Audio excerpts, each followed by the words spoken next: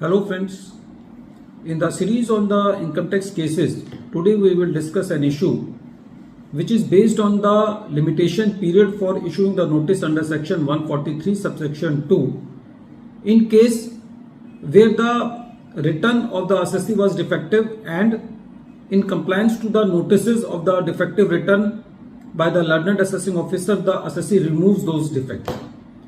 The issue was that whether this period is to be calculated from the original date of return or from the date when the defects are removed by the assessee. This issue has been decided by the Honorable Delhi High Court in the case of SMC Comtrade Limited versus Assistant Commissioner of Income Tax. This case is reported in 483 ITR at page number 367 and the date of the judgment is 9th October 2023. The present case relates to the assessment year 16-17. If we calculate the period of issuing the notice under section 143 subsection 2 in the normal parlance which was applicable for that assessment year, that was 6 months from the end of the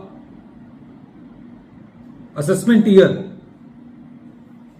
for which the matter relates. For example, in the present case, the assessment year was 16-17 and the assessee has filed the return in October 2016. So that 6 months was ending on 30th September 2017.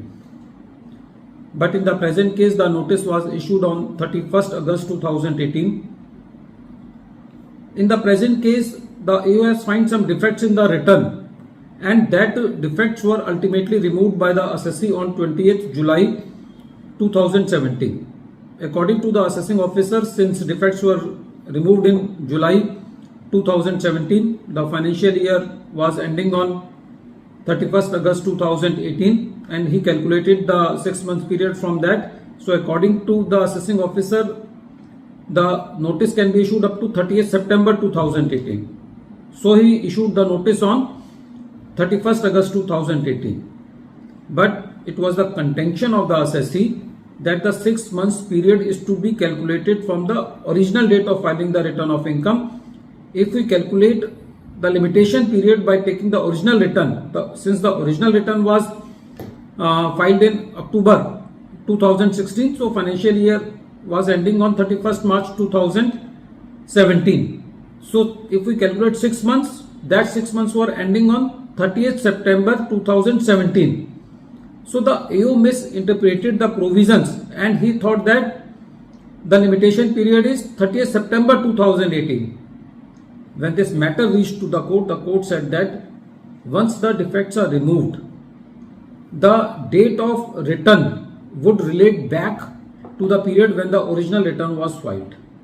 The court said that with effect from 1st June 2016, if the assessing officer finds some return to be defective, then he can issue a notice to the assessee to remove the defects in 15 days. And if the defects are not removed in 15 days, then that return will be treated as defective, or the AO can give the extended period time to the assessee to remove those defects. The court said that a defective return cannot be considered invalid ipso facto, and if the defects are removed, then it will not be treated as invalid and it will be treated as a valid return. So in the nutshell, the crux of the matter is that if the defects are removed by the assessee, then the return would relate back to the date when the original return was filed and the limitation period for calculating the scrutiny notice will be calculated from the date when the original return was filed. Since in the present case the original return was filed in October 2016, the financial year ends on 31st March 2017, the 6 months were ending on 30th September 2017 and the notice was issued in August 2018, so it was clearly time barred. At the end of this video, once again I am repeating the name of the case. The name of the case is SMC Comtrade Limited versus Assistant Commissioner of Income Tax, and this case is reported in 483 ITR at page number 367 and the date of the judgment is 9th October 2023. Thank you friends.